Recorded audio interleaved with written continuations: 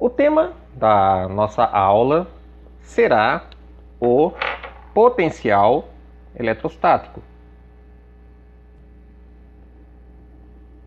Antes de falar de potencial eletrostático, é conveniente revisarmos dois temas que vocês já devem ter visto em Física 1 ou Física 2, que são trabalho e energia potencial. Em primeiro lugar, em que constitui o trabalho? Trata-se de uma integral de linha do produto escalar da força atuante sobre o corpo pelo seu deslocamento. Então, se estamos levando um corpo de um dado ponto inicial A um dado ponto final B, nós vamos fazer um dado deslocamento, ou seja, precisamos definir uma trajetória, um caminho que eu chamarei de C.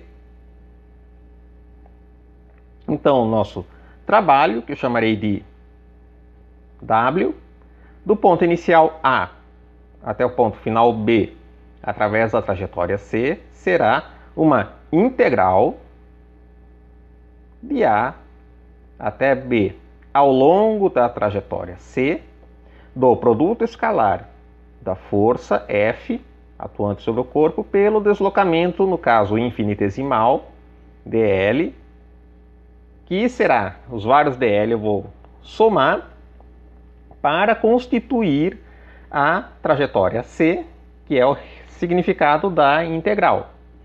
Nós vemos aqui então que o trabalho depende da força atuante sobre o corpo, depende evidentemente dos pontos inicial e final A e B e dependerá da trajetória C. Uma vez que eu estou dizendo que o trabalho depende da trajetória C, caso eu mantenha os mesmos pontos de início e de fim A e B e especifique uma dada trajetória C, eu vou escrever aqui trabalho de A até B ao longo de C. Eu posso calcular o trabalho ao longo de uma outra trajetória que eu chamarei de C'. Então, eu estou mantendo os pontos de início e de fim. Então, A até B ao longo de C'. E também posso definir uma terceira trajetória arbitrária com os mesmos pontos de início e de fim. Eu chamo de C',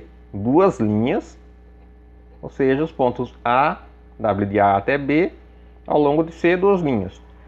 Como o trabalho depende da trajetória, temos que o trabalho ao longo de C será diferente do trabalho ao longo de C', que por sua vez será diferente do trabalho ao longo de C, 2 linhas. Qual que é o significado físico do trabalho? Trata-se da energia gasta para mover o corpo ao longo dessa trajetória, entre os pontos final e inicial.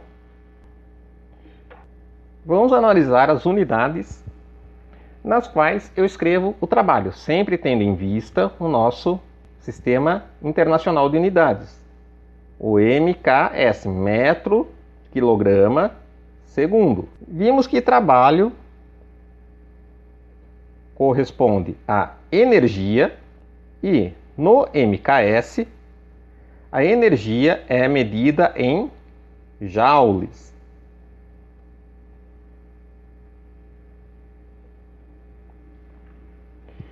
Vimos que, enfatizei isso, o trabalho depende da trajetória. Vamos analisar uma categoria específica de forças de grande importância na física, que são as forças conservativas. Nesse caso específico, temos que o trabalho independe da trajetória. Isso significa que, se eu mantiver no mesmo cenário que nós temos aqui do lado, os pontos de início e de fim, A e B, e optar por 3 trajetórias distintas, independentemente de quais sejam essas trajetórias, no caso eu estou chamando de C, C' e C duas linhas,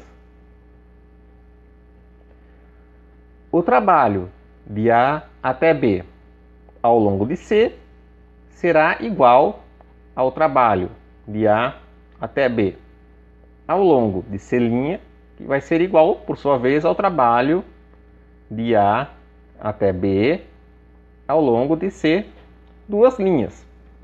Uma vez que nós temos uma dependência apenas dos pontos inicial e final e não temos uma dependência da trajetória, eu posso escrever o trabalho em termos de uma diferencial exata, que eu vou chamar de dU, onde U é a energia potencial associada a esta força. Podemos escrever então que a integral de A até B da energia potencial será igual ao trabalho de A até B. Porém, nós o definimos com um sinal negativo acompanhando o trabalho. Por ser uma diferencial, uma integral de uma diferencial exata de dU, de A até B, isso é simplesmente a energia potencial no ponto final, B, menos a energia potencial no ponto inicial, A. E voltando à definição de trabalho, temos aqui um sinal negativo, que é a integral de A até B de F escalar dL. Note que eu não estou aqui especificando mais a trajetória C, porque por ser uma força conservativa, o trabalho independerá da trajetória. Esse termo aqui é simplesmente um ΔU. Então temos que ΔU é igual ao negativo do trabalho.